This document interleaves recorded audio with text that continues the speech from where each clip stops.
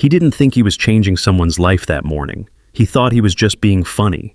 By lunchtime, it would be a story told between bites of salad and laughter, a harmless dare, a silly line, a clip passed around the cafeteria. But in that exact moment, inside the glass-walled classroom glowing with winter light, something irreversible began. Armitage Conservatory Prep stood like a cathedral of ambition above San Francisco Bay. White stone, glass panels, manicured courtyards, and the quiet hum of money. Inside, third period advanced music theory was halfway through another lecture designed to remind everyone just how small their talent still was. Ms. Lorraine Pike, the school's famous head of vocal studies, stood at the front. Her blazer was as sharp as her posture, and her lipstick the color of a warning. Behind her, a projection screen filled with sheet music so dense it looked like a forest of black ink. "This," she said, tapping the screen with a silver pointer, "is not a song one simply sings. It's a summit. You climb it, or it breaks you." Her voice carried an air of finality, the kind people in control always have. She pressed play. From the speakers, a soprano voice erupted, piercing, brilliant, furious. It soared, then twisted, then shattered through invisible ceilings. For a moment, the sound filled the room, vast and demanding. And then came the laughter. Sounds like a car alarm getting electrocuted. Are we supposed to enjoy this? Maybe it's just a very dramatic seagull. The laughter was smooth, rich, and cruel without knowing it. It belonged to students who had never heard silence born of hunger, who never had to count hours by shifts. At the center of them sat Julian Kerr, tall, handsome, wearing casual confidence like a designer's suit. His name was stitched into the new gymnasium wall, just under his father's. He didn't need to raise his hand to be heard. He leaned back, chair balanced on two legs, and smirked. "If that's music, then my blender deserves a Grammy." The laughter doubled. Phones came up. A few faces glanced toward Ms. Pike, waiting to see if she'd stop him. She didn't, not really. Her smile was thin but tolerant. "Art, Mr. Kerr, is not for everyone." Julian tilted his head. "Guess not. I just prefer music that doesn't sound like it's fighting for its life." The comment hung in the air, smooth, practiced, and cruel. It was the kind of confidence born from never facing consequence. And then, from the back of the room, came a small, careful voice. "It isn't just noise." The words were quiet, but they cut clean through the chatter. Everyone turned. Near the last row sat Naomi Flores, a girl most of them had never really seen before. Her uniform was the right color, but the wrong texture, the navy faded to gray at the elbows. Her hair was tied back too neatly. They recognized her, vaguely, the girl behind the breakfast counter, the one who wiped tables after school, the staff girl who somehow also sat among them. Julian blinked. "Sorry. What was that?" Naomi's throat felt dry, but the words were already halfway out. "It's not just noise," she repeated softly. "The high notes are supposed to hurt. They're not mistakes. They're the sound of someone who's out of words." The room froze. No one had ever heard her speak more than "thank you" or "excuse me." Even Ms. Pike's eyes narrowed, as though curiosity itself were an offense. Naomi swallowed, glancing at the frozen score on the screen. "When the Queen of the Night sings those notes, she's not trying to sound pretty," she said quietly. "She's furious. That's why it matters. It's truth, not decoration." Her voice trembled, but it didn't break. It carried something that didn't belong in that glossy room. Conviction. Julian tilted his head, lips curling into a smile that wasn't kind. "Well," he said lightly, "looks like the cleaning staff has thoughts on Mozart." A few snickers followed. Ms. Pike sighed, half annoyed, half impressed. "That will do, Miss Flores. Let's stay on topic." But the room didn't return to normal. Julian stood, stretching as if to shake off the silence she'd left behind. He walked toward the teacher's desk, past Ms. Pike's frown, toward the tall bookshelf lined with thick music scores. "Mr. Kerr," she warned, "those are reference editions. Please sit down." He ignored her. He slid one heavy volume from the shelf, flipped it open, pages fluttering like wings. The sound of paper was loud in the hush. "Let's find something real," Julian said, more to himself than anyone. "Something for our resident music expert in the back." A few students laughed under their breath. Then, rip. A single sheet tore clean out. Ms. Pike gasped. "Julian Kerr, that book is from—" But he was already walking down the aisle, torn page in hand. Every head turned with him. He stopped beside Naomi's desk. The sheet fluttered as he held it above her notebook, the sunlight catching the staff lines. Across the top, in spidery letters, the title read, "Lament for a Collapsing Sky." The notes were packed so tightly they seemed to suffocate the page. Leaps, microtones, strange markings only professional vocalists could decode. Julian dropped it onto her desk like a challenge. "You said real music's supposed to hurt," he said. "So, here's your chance." Naomi blinked, confusion washing into fear. "Sing this," he continued, "at the Founders' Gala, on stage, in front of everyone." The room rippled with whispers. Someone whispered, "She won't." Another murmured, "That's impossible." Phones lifted again, red dots blinking. Julian leaned down just enough for only her and the cameras to hear. "You do it," he said, "and I'll dedicate my whole speech to you." He smiled as if he had offered kindness instead of mockery. Naomi didn't speak. Her pen rolled off the desk, clattering to the floor. Her hand shook as she reached for it, knocking the page sideways. The dense forest of notes stared back at her like a code meant for someone else's world. The laughter in the room turned into a low, eager hum, the sound of people waiting for someone to break. Ms. Pike tried to regain control, her voice sharper now. "Enough! Everyone, settle down!" But no one really heard her. The tension in the room was a living thing. Julian took a small, victorious bow and returned to his seat, the grin still on his face. The paper on Naomi's desk trembled in the air conditioning. She stared at it long after the bell rang, long after the laughter faded down the hallway. She didn't know yet that this moment, this careless dare from a bored boy with everything, would one day echo through every hallway of Armitage. And when it did, it would not sound like noise at all. Naomi Flores had always lived between two worlds, one made of marble floors and echoing halls, and one that smelled faintly of bleach and steam. Her place between them was invisible. The morning after Julian Kerr's dare, while the rest of Armitage Conservatory slept under down comforters and soft alarm tones, Naomi was already awake. Her phone buzzed at 4:15 a.m., the same melody every morning, soft piano notes that never startled her, only reminded her what came next. She slipped out of bed quietly. The apartment above the laundromat creaked under her feet. Outside, the neon sign downstairs flickered, 24-hour cleaners, its hum mixing with the steady hiss of early morning dryers. She tied her hair back, brushed lint from her faded hoodie, and opened the closet. There hung the one thing she never left without, a faded teal scarf that once belonged to her grandmother, Luce. Her grandmother had died before Naomi ever saw Armitage, but her stories never did. She used to hum opera while folding laundry, her voice carrying warmth through the smallest kitchen. "Never waste the quiet," Grandma Luce would say. "That's when the soul can hear itself." Naomi wrapped the scarf around her neck, picked up her worn canvas backpack, and looked toward the kitchen table. Bills sat in a small, uneven pile. Electric, rent, hospital. On top was an envelope stamped "payment due." Her mother had tucked the newer, thicker ones under the stack, as if hiding them could shrink them. "Mom," Naomi whispered softly through the half-open door to the bedroom, "I'm going early." Camila Flores stirred under a thin blanket. Her cough came low and dry.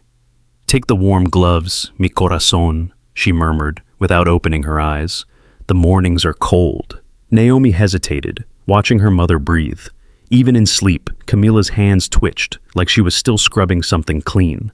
Naomi slipped out before the alarm clock could finish its first ring. Outside, Oakland was still asleep. The air smelled of fog and detergent. She walked quickly down cracked sidewalks, past shuttered taquerias and bus stops still empty, until the towers of Armitage rose ahead. White glass, too bright even in the half-dark. The security guard barely looked up when she scanned her staff badge. He'd seen her enough times to stop asking questions. To him, she was one of the early cleaners, a name that didn't need a face. Naomi crossed the courtyard, her sneakers echoing softly against the stone. Through the tall doors and down the main corridor, the world changed. Everything gleamed. Everything smelled like money could buy silence. She passed the student portraits framed in gold, the practice rooms with grand pianos under dust covers, until she reached the one place that made sense of everything, the main auditorium. It was massive, with red velvet seats and a stage big enough to swallow her whole. Only one light burned, a single bulb on a tall metal stand, left glowing through the night. The ghost light, Mr. Grant had once explained. Every theater leaves one burning so the ghosts don't forget the stage. Naomi stepped onto the boards, her breath rising in the cold. The empty hall didn't scare her. It was the only place where she didn't feel judged, only heard. She dropped her backpack, stood center stage, and looked up at the rafters. In the stillness, she could almost hear her grandmother's humming again. She started softly, no accompaniment, no microphone, just breath, then tone. The first note floated out, barely there. The sound filled the room slowly, curling around the empty seats, sliding against the old curtains. It was fragile and raw and alive. She sang what she remembered from her grandmother's favorite aria, Vici d'arte. The Italian words tasted foreign and familiar at once. She didn't sing for applause. She sang for release, for the pressure that built every time someone laughed near her locker, or called her "Sam," help without meaning harm, or looked through her as if she were air. For 1 hour every morning, Naomi Flores didn't exist as the maid's daughter. She was simply a voice, and a voice could travel anywhere. At 5:47, a faint orange light broke through the stained glass along the upper wall. The city below was waking, but this moment still belonged to her. She held the last note, long and pure, until it trembled out into nothing. Then silence. The silence afterward was its own kind of applause. She looked at her phone, 5:58 a.m., time to disappear again. Naomi slipped backstage and changed quickly into her school uniform. White blouse, navy blazer, the Armitage crest patched over a seam she had restitched herself. She tied her shoes, tucked the teal scarf into her bag, and whispered, "Thank you," toward the ghost light before turning it off. By the time the first students arrived at 7:30, Naomi was already behind the cafeteria counter. She moved fast, stacking trays, sliding cartons of orange juice into ice. Steam rose from the industrial kitchen, carrying the scent of cinnamon rolls and butter. She liked mornings like this, busy enough that no one talked too long. 2 eggs, 1 croissant, a boy said without looking at her. Naomi handed the plate across the counter. "Thanks," he said, eyes already on his phone. Julian Kerr stood a few spots behind, chatting with his girlfriend, Tessa Monroe, who looked like she had walked straight out of a fashion spread, even in uniform. Their laughter drifted over the serving line. Tessa was talking about a new performance gown her vocal coach had designed. Hand-sewn crystals, imported silk, it literally sparkles when I hit the high A. Julian smiled, but wasn't really listening. He never needed to. People spoke louder around him, always trying to fill the space. Naomi lowered her gaze and kept her rhythm steady. When his tray slid toward her, she asked quietly, "Bacon or fruit?" He didn't even look up. "Both," he said. "I'll burn it off at rehearsal." She handed the tray over without another word. As he walked away, she heard Tessa laugh. "She's in your class, right? That girl who... What did you even call her yesterday?" Julian shrugged. "No idea." Naomi didn't flinch. She'd learned how to be invisible long before Armitage. Invisible people don't react. They survive. At 3:15, classes ended. By 3:30, the same students who had eaten her breakfast now walked past her again, laughing, their book bags swinging. Naomi tied her hair back, switched her blazer for a faded gray apron, and grabbed the cleaning cart from the supply closet. The floors gleamed already, but she wiped them again anyway. Habit was its own armor. When she passed the music wing, she heard the echo of a piano, Ms. Pike rehearsing with Tessa. Their laughter floated through the door. Naomi smiled faintly. Some people lived in melody, others lived in silence between notes. Both had to learn how to stay in tune. By 7 p.m., the halls were empty again. She locked the supply closet, clocked out with the same staff badge she'd used to sneak in that morning, and stepped back into the cooling air outside. Tomorrow would come the same way. Alarm, scarf, ghost light, song. It wasn't a life of stages and applause, but it was hers. Naomi didn't know that far above her. Behind the lit windows of the administration building, Ms. Pike was filling out a report for the Founders Gala talent roster. And at the top of the list sat the name Tessa Monroe, while somewhere down the hall, in the recycling bin outside the music room, the torn page of Lament for a Collapsing Sky still waited. Its ink untouched, its challenge hanging in the air. The night she was humiliated, Naomi couldn't sleep. Every time she closed her eyes, she saw the torn sheet fluttering through the air again, Lament for a collapsing sky landing on her desk like a punishment she hadn't earned. She sat on the edge of her narrow bed, her knees pulled close, the teal scarf still wrapped around her shoulders. The little apartment above the laundromat was dark, except for the light from a small desk lamp that flickered every few seconds. Outside, dryers hummed through the floorboards. Inside, her mother's cough broke the silence. Naomi unfolded the music again. The paper felt heavier than it looked. The title was printed in thin serif letters, the composer's name unreadable, the lyrics scrawled in Czech, a language she'd never even heard aloud. The staves were packed with accidentals, leaps, and markings she couldn't decipher.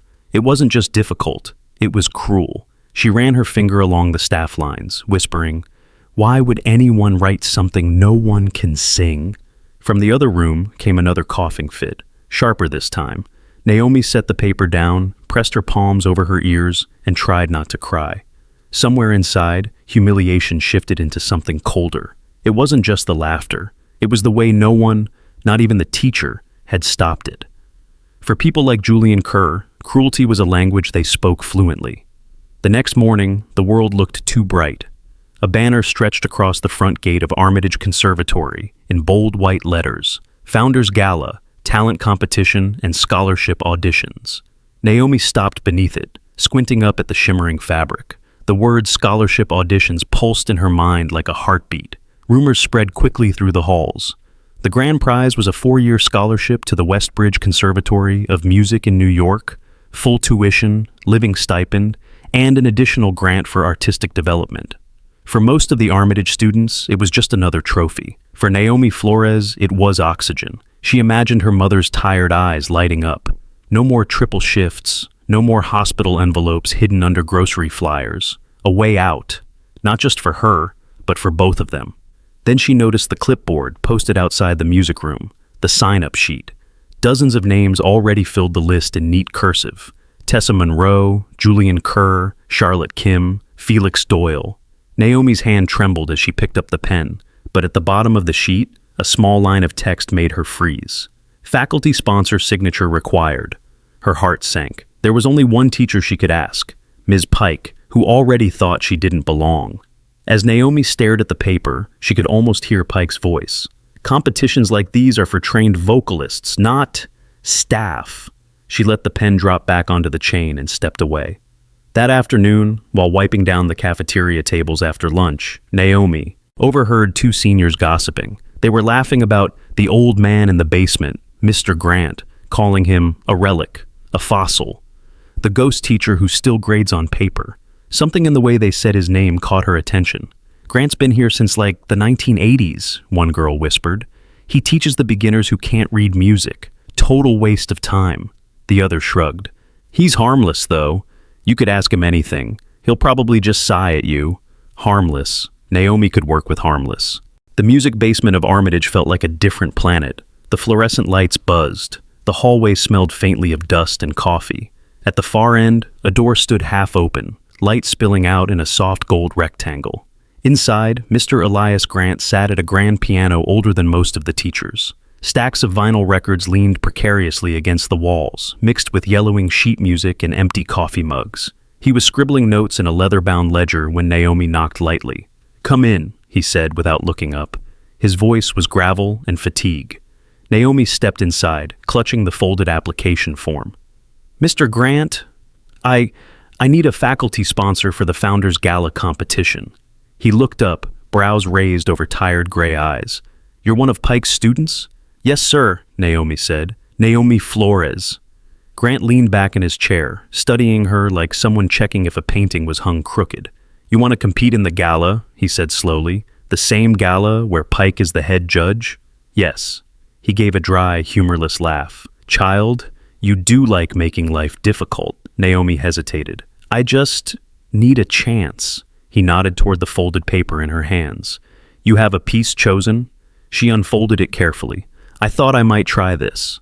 The moment he saw the title, his frown deepened. "Good Lord," he muttered. "Where did you find this?"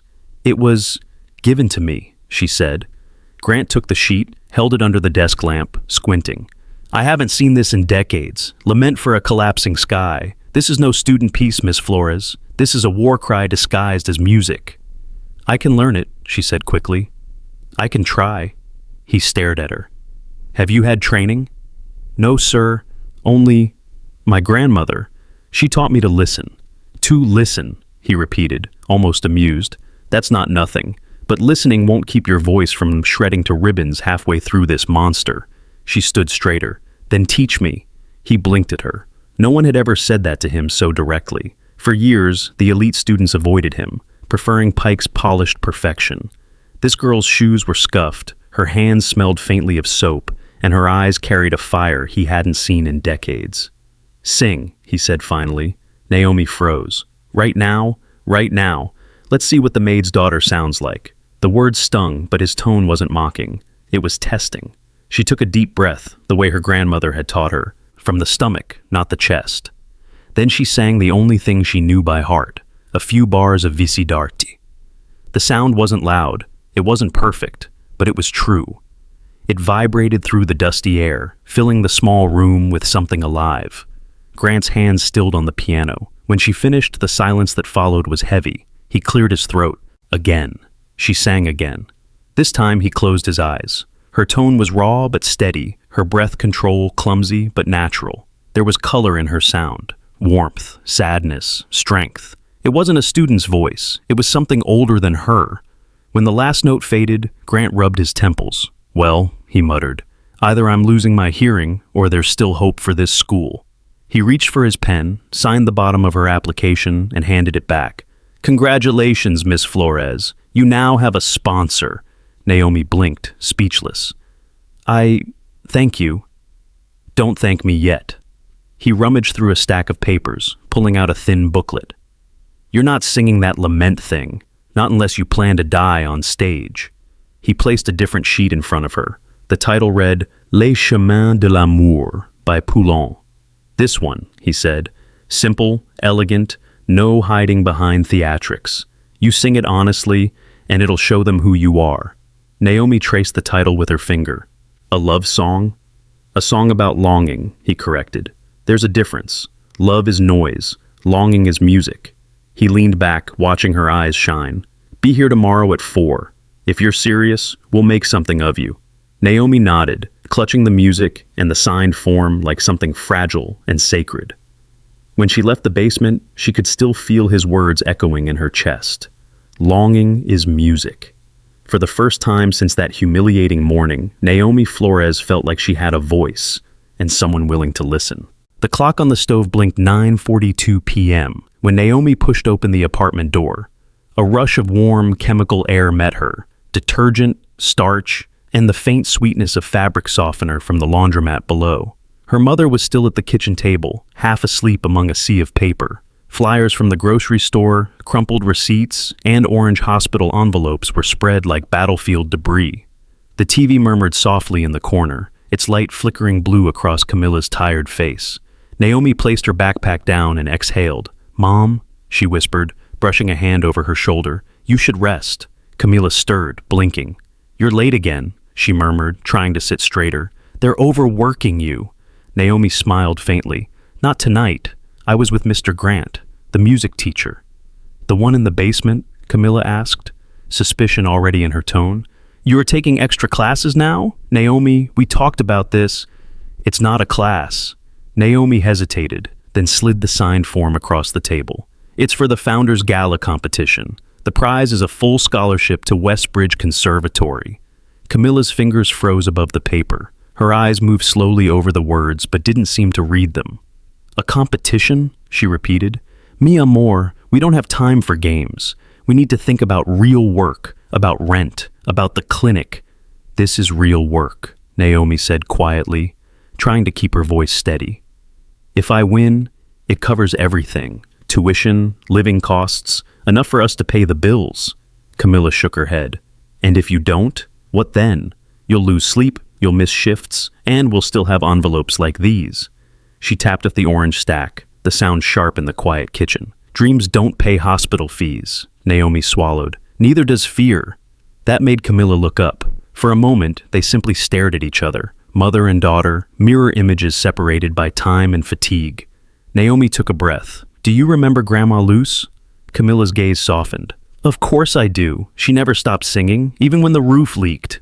She used to tell me that music wasn't luxury, it was medicine, Naomi said. She wanted to study opera, remember? But she had to give it up when she got pregnant with you. She stayed, worked in bakeries, sang between ovens. She used to hum those areas while kneading dough. Camilla smiled faintly, nostalgia and sadness tangled in her eyes. She said the steam made her sound like she was singing in heaven. Naomi nodded. She never got to stand on a real stage. Maybe I can. Her mother's face tightened, the lines around her mouth deepening. Don't say that. Don't carry other people's regrets. It's not regret, Mom. It's a legacy. Naomi's voice trembled, but she didn't stop. You always said Grandpa Raphael fought for this country, even when he had nothing, even when he could barely speak English. He believed in a future bigger than him. That's what this is for me. I'm not trying to run away. I'm trying to fight for us. Camilla's breath caught at that. The resemblance hit her all at once.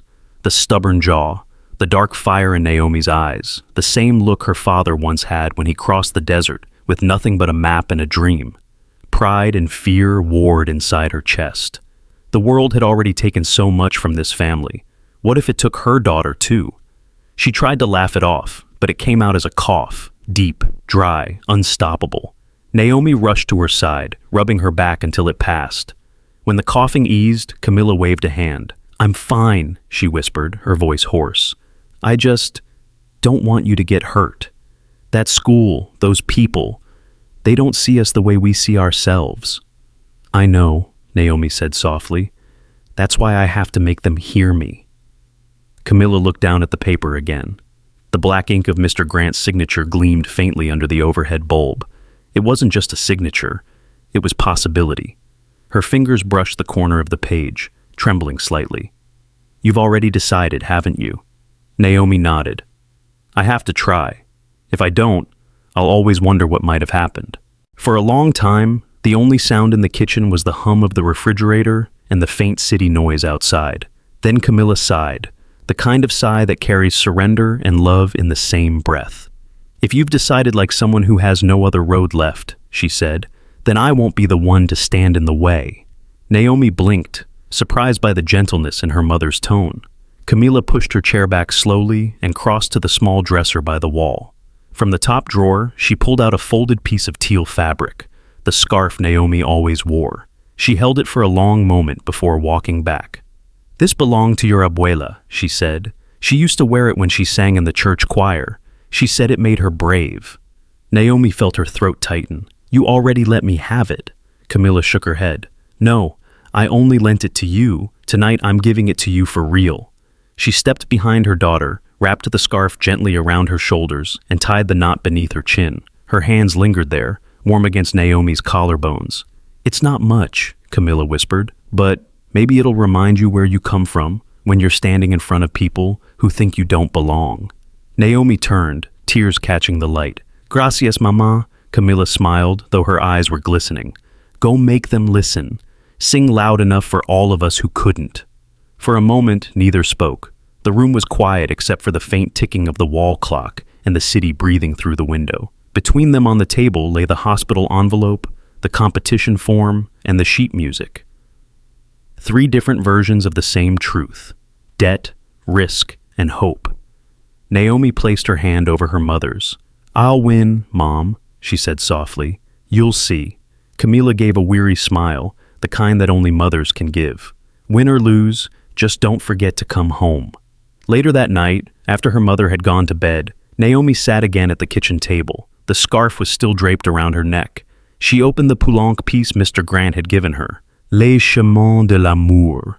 The French words blurred together, but she traced each line with her fingertip. She could almost hear her grandmother's humming, soft and patient, guiding her through the unfamiliar vowels. When she reached the final lyric, Je cherche encore le chemin de l'amour, she smiled to herself.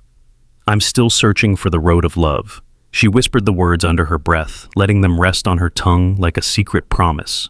And for the first time in years, Naomi didn't feel small. She felt like the world had just opened a door, narrow, fragile, but real. She folded the music carefully, slid it into her bag beside her work uniform, and turned off the light. Tomorrow, the fight would begin. But tonight, in the quiet kitchen above the laundromat, a new note of hope had been born. The next morning began before the sun even considered rising. At 4 a.m., Naomi's alarm buzzed once. Soft, deliberate, no mercy. She rolled out of bed, feet hitting the cold floor, and moved quietly so her mother could keep sleeping. The scarf still hung on the chair by her desk, waiting like a promise. By 4:40, she was already walking across the courtyard toward the auditorium, her breath fogging in the air. Through the glass doors, she could see a silhouette, a tall, stooped figure holding a thermos of coffee. "Morning, Miss Flores," Mr. Grant greeted her, his voice rough from age and caffeine. She bowed her head slightly, clutching her notebook. "Morning, sir." He nodded toward the stage. "Warm up. Let's see if that voice survived a night's sleep." The ghost light still glowed, throwing pale circles across the wooden floor. Naomi climbed the stage and took her place in the center. "Posture," he barked. "You're a column of steel, not a wilted flower. Breathe from here." He tapped his chest. "No, lower. The air is your weapon. If you lose control of it, you lose the war." They started with simple scales, a note, then another. Up, down, again. Naomi's ribs ached, her throat tightened. "Again," Grant said, "and again." By 5:45, her legs shook from holding the same stance. Sweat gathered behind her ears. He didn't offer comfort, only the rhythm of the metronome and the occasional grunt of approval. At 6:30, he closed the piano lid. "Enough. Go serve breakfast before you faint." Naomi managed a half smile. "Yes, sir." He poured coffee into the thermos lid, handed it to her. "Drink. You'll need it." The rest of the day blurred into exhaustion. Math, history, English. The words washed past her like rain against glass.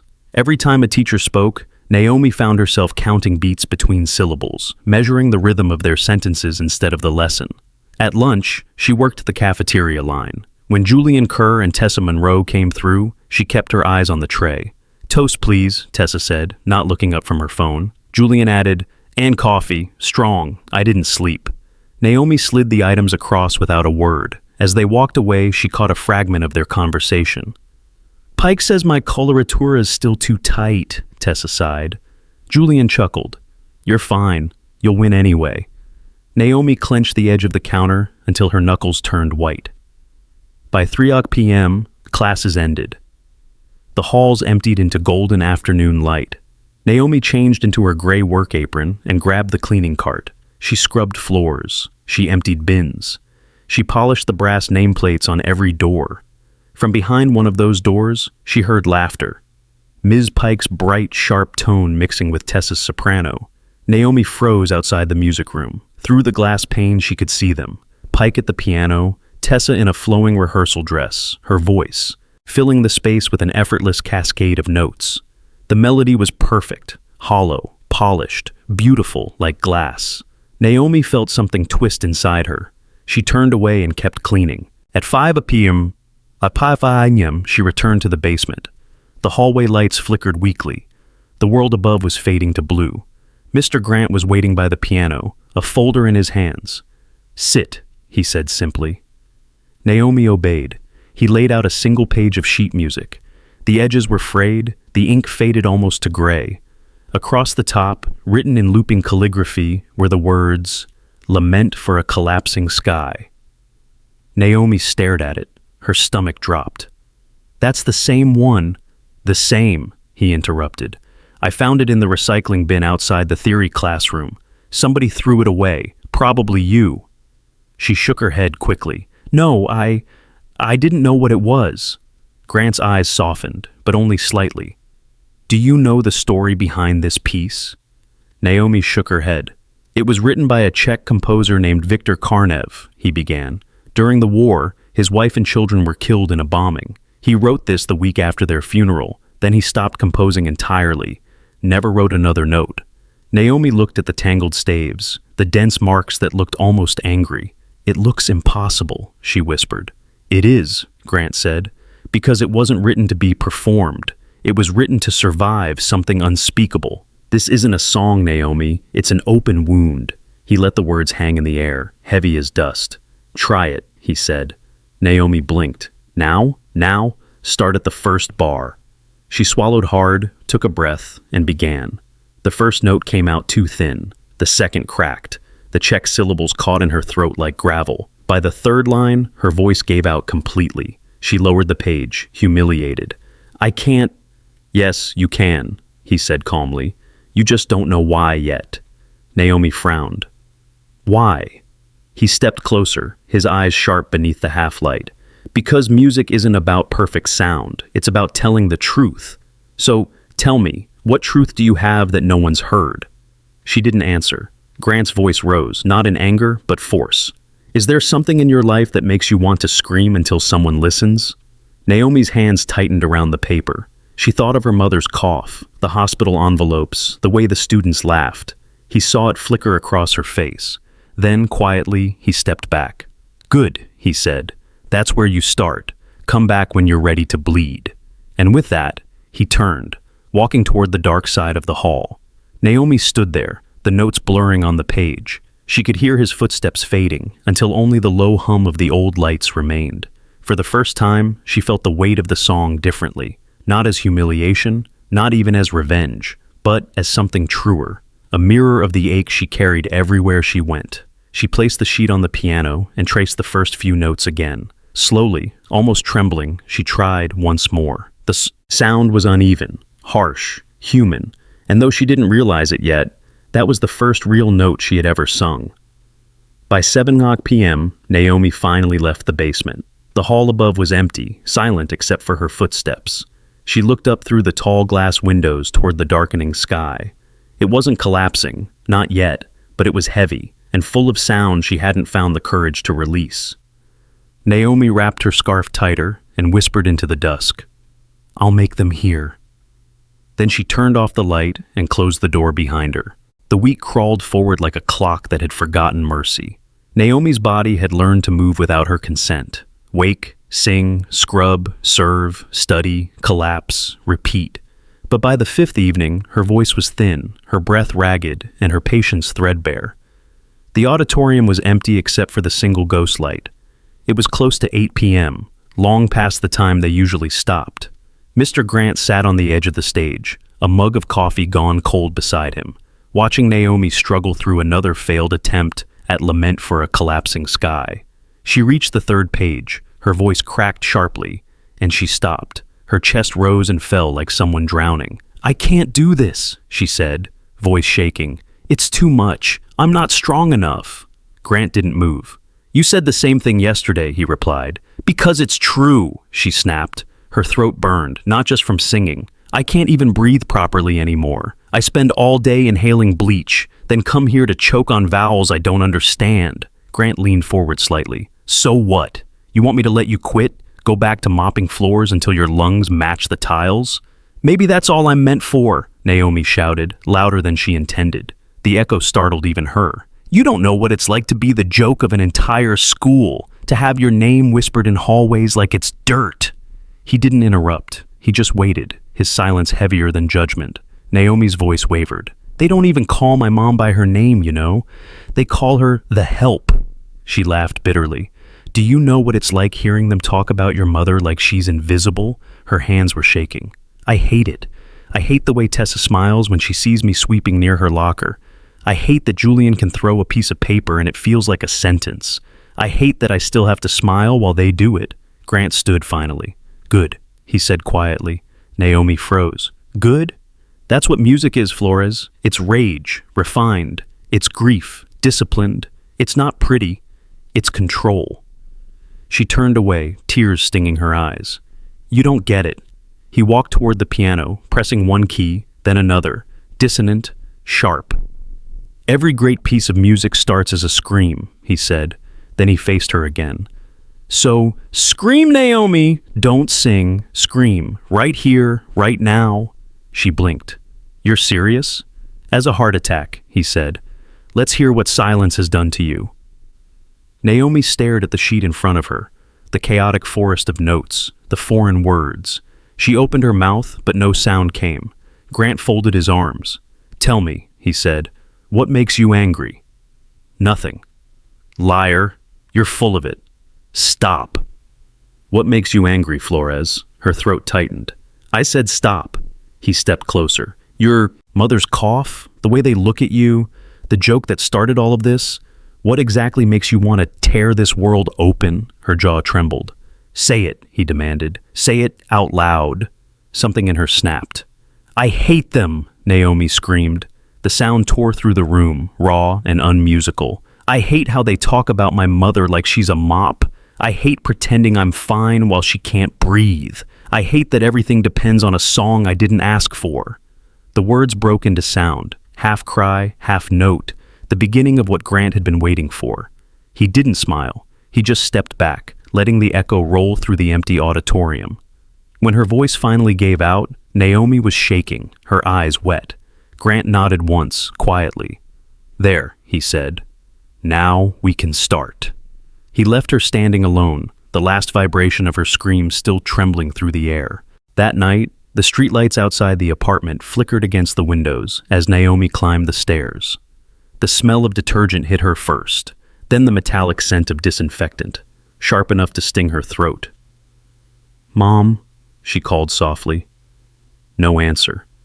In the kitchen, the lamp was still on. Camilla had fallen asleep in the chair again, her head resting on her folded arms. Naomi tiptoed closer and froze. On the table lay a new envelope, larger than the rest, its orange ink darker, angrier. Across the front, in bold red letters, Final Notice. Her hands trembled as she tore it open. The number printed inside made her knees weaken. It wasn't just overdue, it was catastrophic. She touched her mother's shoulder gently. Mom? Camilla stirred, startled awake. Naomi, what's wrong? Naomi held up the letter. You didn't tell me. Camilla's face drained of color. I didn't want to worry you, mi amor. Her voice broke. They said they'll stop part of the treatments if I don't pay this week. I thought maybe I could find another clinic, or... Naomi pressed the letter flat on the table, the paper crinkling under her palms. Her voice came out steady, too steady. We'll pay it. Naomi, we'll pay it, she repeated. I'll figure it out. Camilla reached for her hand, but Naomi pulled away gently. Please, she said, just rest. When her mother finally went back to bed, Naomi sat in the silence. The refrigerator hummed. A clock ticked on the wall. She looked around at the two sheets of music lying side by side, the Poulenc piece, soft and graceful, safe, and beside it, Lament for a Collapsing Sky, jagged, violent, alive. Grant's words returned like a whisper in the stillness. Not every song is meant to win a prize. Some are meant to be sung when you have nowhere left to run. Naomi stared at the title of the lament, her reflection faint in the ink. It wasn't a song anymore. It was a weapon. She picked it up, feeling the edges bite into her fingers. Every note looked like a mountain, every syllable a scar. Nowhere left to run, she whispered. For the first time, she understood. This wasn't about the competition anymore. It was about her mother's heartbeat, her grandmother's unfinished dream, her own survival. The choice was already made. Naomi turned off the kitchen light, leaving only the faint glow from the window. The scarf around her neck brushed her chin as she whispered into the dark. I'll make them listen, even if it kills me. And in that small, trembling vow, the rage inside her finally had a name. The morning of the auditions arrived like a storm disguised as sunlight. Armitage's West Wing, usually quiet, buzzed with nervous laughter, perfume, and the rustle of designer fabrics. Every hallway outside the rehearsal room was lined with students in immaculate suits and silk gowns, their portfolios thick with aria scores and ego. Tessa Monroe stood in the middle of it all like a queen holding court. Her hair gleamed gold under the fluorescent lights. Her friends circled her, gasping at her gown and the stack of sheet music she waved like a trophy. My coach says the audience will lose their minds at my final high C, Tessa bragged, tossing her curls. He designed it just for me. People live for moments like that. A ripple of admiration followed. You'll win for sure, one of them said. Tessa smiled, pretending modesty. Oh, I don't want to say that, but... She let the sentence hang in the air like perfume. The door at the end of the hall creaked open. Heads turned. Naomi Flores stepped in, clutching a single worn folder against her chest. No gown, no makeup, just her neatly pressed school uniform and a pair of shoes scrubbed so clean they almost looked new. The chatter dimmed, then turned sharp. Someone whispered, Is she serious? Another laughed softly. She's going to sing in that? Tessa tilted her head. Naomi, she called sweetly, did you come to mop the stage before my turn, or after? The laughter was instant, too loud, too easy. Naomi stopped for a moment, eyes low, face calm. Then she said evenly, before. I prefer my stage clean. The laughter wavered, caught off guard by her composure. She walked past them toward the sign-in desk. Inside the waiting area, her palms sweated as she filled in her name. The pen scratched awkwardly against the clipboard. Naomi Flores. Soprano. The words looked unreal. Mr. Grant passed behind her, carrying his worn leather satchel. He didn't look at her directly, just murmured, breathe through your stomach, not through fear. She nodded. The door opened. A voice called out, Tessa Monroe, you're next. The hallway fell quiet as Tessa glided in, the picture of confidence. Through the frosted glass, Naomi could see her moving gracefully toward the piano. Then, music. Bright, sharp, flawless. The notes soared through the door, pure and mechanical, like jewels bouncing off marble. Applause erupted from the other side when it ended. Tessa emerged a few minutes later, glowing, her friends squealing and hugging her. She caught Naomi's eye and smiled with effortless cruelty. Try not to trip on your way in. The proctor's voice followed. Next, Naomi Flores. Naomi's legs felt numb. She walked into the small, bright room, the door clicking shut behind her like a lock. 3 judges sat in a row at the long table. In the center was Ms. Pike, posture sharp enough to cut glass. On her left, Mr. Grant, hands folded calmly. On the right, a woman Naomi didn't recognize. A silver-haired member of the school board, eyes kind but tired. The room smelled faintly of polish and nerves. Naomi stood beside the piano, bowing slightly. Good morning, she said softly. My name is Naomi Flores, and I'll be singing Les Chemins de l'Amour by Francis Poulenc. The accompanist nodded, flipping to the page. A faint whisper of disbelief came from Pike. Poulenc? She repeated. A cafe song? Not exactly a conservatory piece, Miss Flores. Naomi met her gaze briefly. It's the truth I can sing, she said simply. Grant hid a smile behind his hand. The pianist began, the gentle rolling chords like ripples on a still pond. Naomi closed her eyes. In her mind, the bright white room melted away, replaced by the dim stage at 5 a.m., her secret church of sound. She could almost feel the ghost light on her face, the echo of emptiness listening back. Then she began. Her voice wasn't loud, it wasn't grand, but it carried something the others hadn't. It carried life, the weight of laundry steam, the rhythm of footsteps between floors, the ache of someone who sang to keep from breaking. The silver-haired judge leaned forward, eyes glistening. The accompanist, caught off guard, softened his playing to follow her phrasing. Even Grant stopped tapping his pen. When the final note hovered in the air, it felt as if the entire room had forgotten to breathe. Naomi opened her eyes, heart pounding. The silence broke first with Ms. Pike's clipped tone. Well, she said, that was unexpected. Your tone is pleasant, but your song choice was far too small for the Founder's stage. There was no display of range, no real risk. Naomi lowered her gaze, her throat tight. But before she could speak, Mr. Grant's voice cut through, calm and unyielding. With respect, Evelyn, he said, using her first name deliberately, that's what makes it extraordinary. She didn't perform. She told the truth. And isn't that the entire purpose of this school? To teach truth and sound? Pike stiffened. The purpose is to prepare them for competition. The world doesn't need more competitors, Grant said evenly. It needs artists. The silver-haired woman turned toward Naomi. Miss Flores, she said softly, how long have you been studying music, formally? Naomi hesitated. Formally? 3 weeks. The woman smiled faintly. Then heaven help us when you've had 3 years. Grant's mouth twitched, half amusement, half pride. Ms. Pike sighed and wrote something on her clipboard. Fine. Add her to the list if you insist, Mr. Grant. But if she collapses on stage, that's on you. Grant stood. I'll take that risk. When Naomi stepped out into the hallway, the air felt lighter, unreal. Dozens of students turned to look. Some smirked, others whispered. Tessa leaned in toward Julian. She probably begged Grant for pity points. Julian shrugged, pretending not to care. Then a student assistant pinned a new sheet of paper to the notice board.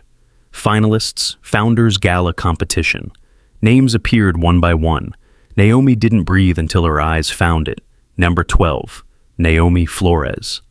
The hallway erupted in chatter. Wait, she made it. You're kidding. She sang a French lullaby. Naomi's heart raced. She didn't smile. She couldn't. It felt too fragile to touch.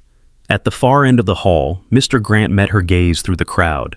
He didn't nod, didn't grin, just raised one eyebrow as if to say, "Now the real work begins." Naomi lowered her head, clutching her single folded sheet of music. For the first time, she wasn't invisible, and it terrified her. The week before, the gala arrived like a tightening noose. What had begun as music practice was now war. Tessa Monroe was furious. To her, the idea that the cleaning girl had taken one of 6 finalist slots was an insult to the entire academy. She complained loudly in every corridor that it was a pity vote, that Mr. Grant must have pulled strings for his pet charity case. Ms. Pike didn't contradict her. In fact, she seemed to take it personally. If Naomi Flores made it to the finals, it meant her department's star might not shine as brightly. So, Pike doubled down. Private lessons every afternoon, new sheet music from Milan, and a fresh aria chosen specifically to silence the room. Tessa's new piece was dazzling, almost cruel in difficulty. A 3-minute fireworks display of trills and coloratura passages designed to make the audience gasp. This, Pike told her, tapping the score, is what wins, not sentiment, not sincerity, precision. Tessa smiled. Don't worry, Ms. Pike. I'll make sure the janitor never shows her face again. Naomi, meanwhile, was learning how to live in 2 realities. By day, she practiced les chemins de l'amour with careful grace, breath support, vowel purity, phrasing. Grant drilled her mercilessly but within control, insisting she protect her voice. This one's for the judges, he reminded her. It must be flawless, no cracks, no blood. But when the academy slept, she descended into the basement again, down the creaking stairs to the old rehearsal room, the one with peeling wallpaper and the echo that belonged to no one. There, under a single bulb, she worked on the forbidden song, Lament for a Collapsing Sky. The first time she sang it through completely, she almost fainted halfway. Her throat burned, her chest felt like it was collapsing inward, but she refused to stop. Every repetition carved the music deeper into her, vowels shaped by pain, consonants bitten through tears. Grant stood in the shadows, arms crossed, saying little. When she missed a note, he would simply shake his head. When she got it right, he'd murmur, "That's the truth. Don't lose it." At one point, he finally broke his silence. "This piece isn't about showing them what you can do," he said quietly. "It's about showing them what they've done to you." Naomi looked up, sweat glistening on her forehead. "And if they still don't listen?" "Then you sing louder," Grant said, "until they can't pretend anymore." One night, nearly midnight, Naomi was alone in the auditorium. The ghost light cast a circle around her on stage. Everything else was swallowed by dark. She began the opening phrase of the lament, the Czech words trembling on her lips. From the balcony above, footsteps echoed, soft, hesitant. Someone had entered but didn't call out. Naomi didn't notice. She kept singing, her voice raw and low, stretching for the impossible intervals. It was a sound no one at Armitage had ever made. Too human, too naked. The listener froze at the railing, Julian Kerr. He had come early that night, planning to rehearse piano in solitude, but the sound from below stopped him in his tracks. The voice carried upward, not polished, not trained, but alive, dangerous, holy. He felt it vibrate against the metal railing under his hands. This wasn't performance. It was confession. Julian stared down at the figure beneath the light, the same girl he had humiliated in front of everyone. Only now, she wasn't small.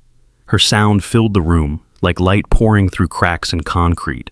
He whispered to himself, "What have I done?" The final note shattered in her throat, leaving silence that rang louder than applause. Naomi dropped her shoulders, panting, unaware of the eyes above her. Julian stepped back into the dark, heart hammering. For the first time, he realized his joke had created something that no apology could undo, a storm, a reckoning. The next morning, the gossip started. Tessa had a way of spreading rumors with a smile. By lunch, half the school was whispering about how Naomi had joined the gala just to impress Julian. By afternoon, someone had added more color, that Naomi had begged him for coaching, that she was hoping to be discovered. By evening, the story had turned into a comedy, the maid's daughter serenading the billionaire's son. Naomi heard it in fragments, giggles near her locker, whispers in the cafeteria line. One boy even said loudly, "Guess she's trying to marry rich after all." Her spoon clattered against the tray. She didn't respond. Inside, she was back on the stage again, the laughter from that first day echoing in her chest like a second heartbeat. Tessa passed her table with a smirk.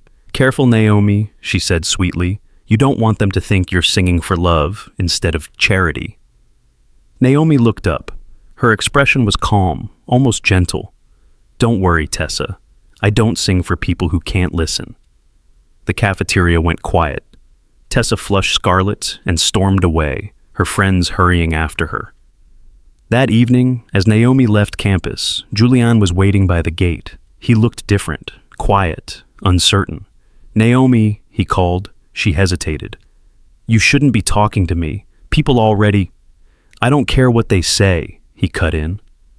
"Look, about that day in class—" "Don't," she said. "It's done." "No, it's not," Julian insisted. "I heard you, last night, in the hall." Naomi froze. "You... what?" "I didn't mean to," he said quickly, "but I heard you sing that thing. It didn't sound like music. It sounded like—" he faltered. "Like the truth hurts." She said nothing. "I just wanted to tell you," Julian continued, "they'll try to break you. Pike, Tessa, everyone. You scare them now, so be careful." Naomi's eyes narrowed. "Why are you telling me this?" He hesitated, searching for words. "Because I think you might actually win, and that terrifies me." Then, quietly, he added, "And because I owe you more than an apology." Naomi looked at him for a long moment. "I don't need an apology," she said softly. "I just need silence." And she walked away, the sound of her footsteps fading into the wind. Julian stood there under the flickering streetlight, watching her disappear into the distance. For the first time, he understood what Grant had once told his own students years ago, that true music didn't come from skill, but from suffering. And the girl he had mocked now carried both in her voice.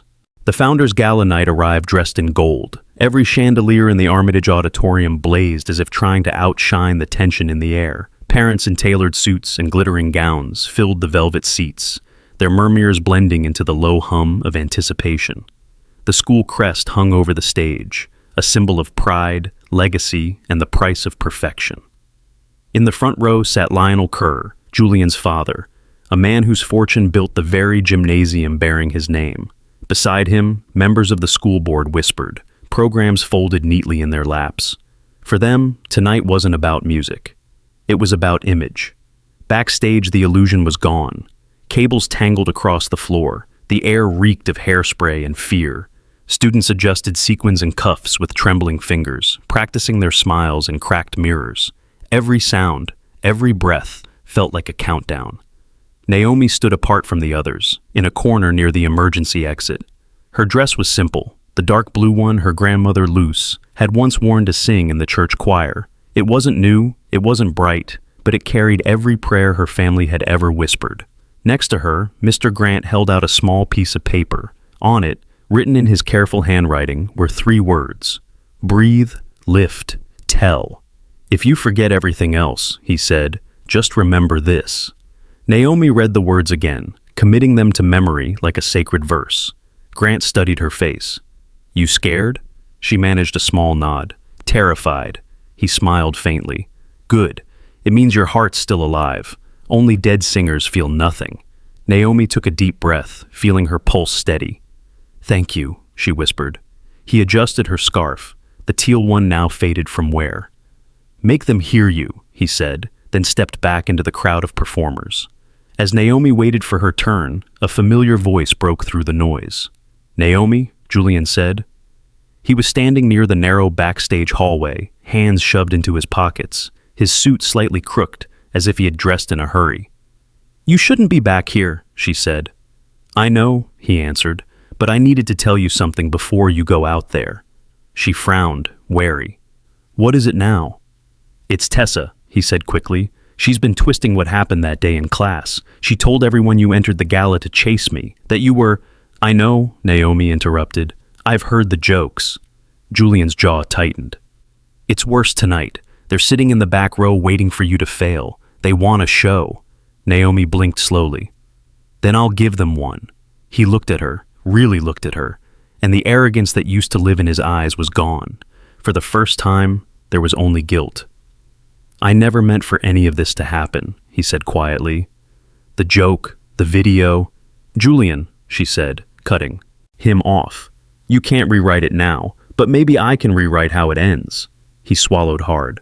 "For what it's worth," he said, "I think you're the only real artist here." Naomi hesitated. "Then don't clap if I fall." Julian gave a sad smile. "I won't." The lights dimmed. The host's voice boomed through the speakers, announcing the evening's final two contestants. Tessa Monroe, followed by Naomi Flores. Tessa emerged from the dressing room in a dazzling crimson gown that shimmered like fire. As she stepped onto the stage, the crowd erupted in applause. Naomi watched from the wings. She could see the confidence in every movement. Tessa bowing, smiling, positioning herself before the grand piano. The music began, and Tessa's voice soared, high, sharp, and mercilessly precise. Each note was calculated, every breath rehearsed to perfection. By the time she hit the final high C, the chandeliers seemed to tremble. The audience leapt to their feet. Applause thundered through the hall. Ms. Pike's face glowed with satisfaction. This was her triumph. Naomi's heart pounded, not from fear of following, but from the realization that the stage she was about to walk onto had already been polished by perfection. Cold, flawless, empty. Her name was called. She stepped into the light.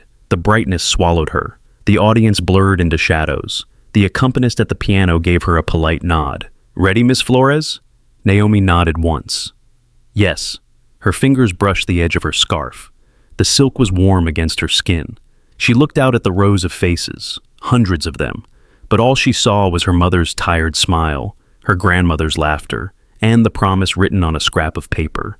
Breathe, lift, tell. The pianist began the gentle prelude of Les Chemins de l'Amour. Naomi inhaled. The first phrase floated out, soft, careful, sincere. Then the second. But something was wrong. Her throat tightened mid-line, a tremor in her pitch barely noticeable to the audience, but deafening to her own ears.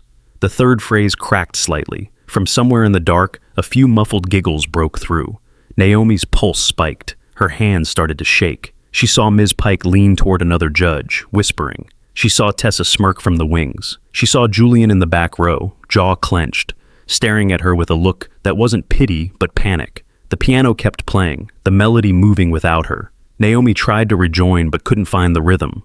The sound around her warped. Laughter, whispers, heartbeat. Then, slowly, she lifted her hand. The pianist stopped. The entire auditorium froze. Naomi stood perfectly still under the light, her arm raised slightly in the air, eyes closed. The silence was thick, dangerous, electric. "Miss Flores," the accompanist whispered. Naomi lowered her hand. Her voice came out steady, clear, and terrifyingly calm. "I'm sorry," she said. "I can't sing this song." A ripple moved through the audience. Gasps, confusion, disbelief. Ms. Pike half rose from her seat. "Miss Flores, if you refuse to perform, you'll be disqualified." Naomi looked straight at her. "Then I'm disqualified." She turned to the pianist and added quietly, "But there's something else I need to sing." He blinked, unsure. "I don't have the music for—" "You won't need it," she said. From the wings, Mr. Grant leaned forward, eyes wide. He knew exactly what was coming. Naomi stepped to the center of the stage, where the light burned hottest. The room held its breath. When she opened her mouth again, the sound that came out wasn't sweet or safe. It was raw, the opening line of lament for a collapsing sky. The first notes fell like broken glass, sharp and human. People flinched in their seats. In the front row, Lionel Kerr's hand dropped from his chin. On the balcony, Julian stopped breathing. Naomi didn't notice any of them. She was no longer singing to the audience. She was singing through them, through every wall, every whisper, every lie. And though the hall had been full of laughter seconds before, now you could have heard a pin drop. The silence after her words stretched like a wire pulled to breaking point. every eye in the auditorium fixed on the girl standing alone in the light. Her microphone crackled softly as Naomi leaned forward. "I can't sing that song," she said. Her voice was calm, almost gentle. "Because it isn't true." A ripple went through the crowd. She turned her gaze toward the judge's table, past Ms. Pike's frozen face, past Mr. Grant's steady eyes, and finally toward the front row where Lionel Kerr sat, rigid in his suit, arms crossed like a verdict. Naomi's next words sliced through the hush. "A few weeks ago, one of your students threw this piece at me." She lifted the folded, worn sheet of lament for a collapsing sky. "He told me to sing it, in front of everyone, as a joke." Gasps rolled through the hall. The sound of whispers spread like fire. Lionel's head turned sharply toward his son. Julian stared at the floor, his face pale, his throat moving, but no sound coming. Naomi continued, her voice unwavering. "I was supposed to fail. I was supposed to stay quiet, but silence has never saved anyone." She folded the paper once more, set it on the piano lid, and faced the audience squarely. "I won't sing for revenge," she said softly. "I'll sing because it's all I have left that's mine." She took a slow breath. "No accompaniment, please." The pianist hesitated, looking to the judges. Mr. Grant gave a subtle nod. The man closed the piano. The lid fell shut with a single echoing click. Naomi stepped forward into the very center of the light. She closed her eyes. The first note rose from the floor like the earth cracking open. A low, trembling sound that wasn't pretty, but alive. It rolled through the room, ancient and human, too heavy to ignore. Then she climbed, one note, one heartbeat at a time. Each phrase scraped against the air, ragged but deliberate. Every wound she carried seemed to take shape inside the sound. The hospital envelopes, her mother's cough, the laughter that had chased her down every hallway. By the time she reached the midpoint, people had forgotten to blink. Ms. Pike sat utterly still, a pen frozen in her hand. Lionel Kerr's face had lost all color. Julian's eyes shimmered under the stage light, wide and stricken. Naomi's voice swelled. The controlled chaos of rage turned into art. Then came the leap. The one Grant had warned could tear her throat apart. Naomi inhaled deeply, the teal scarf quivering at her neck. The note burst from her chest like lightning. It didn't crack. It didn't break. It ripped the air open. The stage lights trembled in their sockets. Somewhere backstage, a sound tech whispered, "Oh my God." Naomi held the note longer than she ever had before.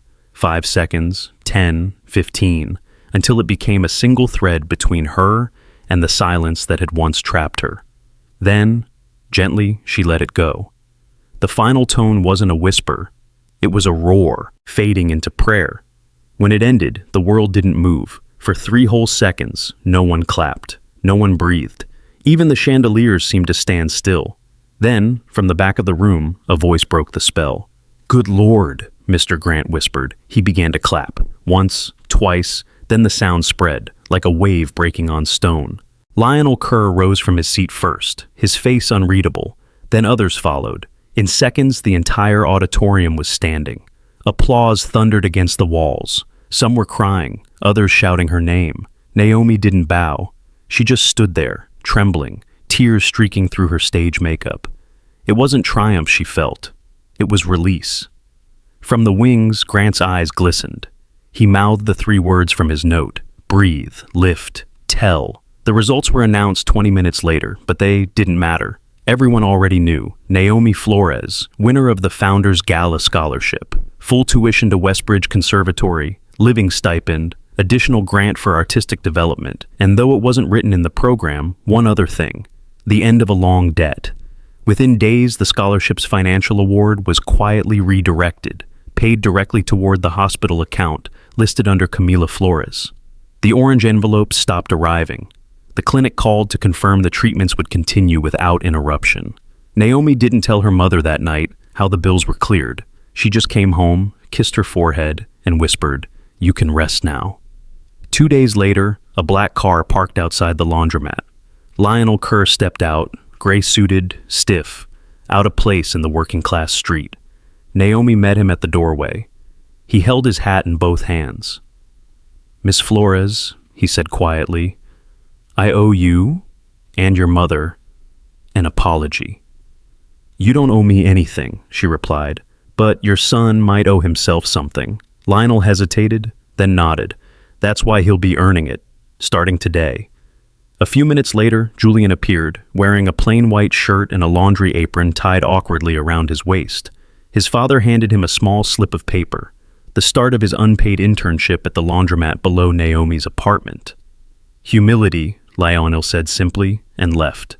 Julian looked at Naomi, half smiling through his embarrassment. Guess I'm under new management, Naomi crossed her arms. Try not to shrink the clothes. For the first time, they both laughed, not as rivals, but as two people who finally understood the same kind of silence. A week later, the morning air was pale and clear. Naomi stood on the front steps above the laundromat, a single suitcase beside her. The lament sheet, now laminated and framed, rested in her hands. Julian appeared from below, wiping his hands on his apron. You're really leaving, he said. New York doesn't wait, she replied. He held out the framed music. You dropped this. She smiled faintly. Keep it. It started with you. He shook his head and pressed it into her hands. No, it ends with you. Naomi studied him for a moment. You know, she said softly, I don't owe you a marriage proposal anymore. Julian chuckled, looking down. I know. I think the universe accepted your performance as a rejection. Naomi's tone warmed slightly. Then I hope you become someone who deserves applause for something real next time. He nodded. I'll try. They stood there for a moment in the golden quiet of morning, two very different lives about to diverge. The car horn sounded. Mr. Grant was waiting by the curb, the trunk already open. Naomi lifted her suitcase, turned once more toward Julian, and said, Take care of the city for me. He gestured toward the skyline on a passing bus poster, New York rising through the sunlight. It's yours now. Naomi smiled, climbed into the car, and watched through the window as the laundromat grew smaller in the mirror. The framed sheet rested on her knees. She traced the title again, Lament for a Collapsing Sky. It no longer looked like sorrow. It looked like a doorway. As the city blurred behind her, Naomi whispered, My voice used to be my secret. Now it's how I survive. And with that, the car turned toward the highway, toward New York, toward the future, toward the kind of silence only the brave could fill with song.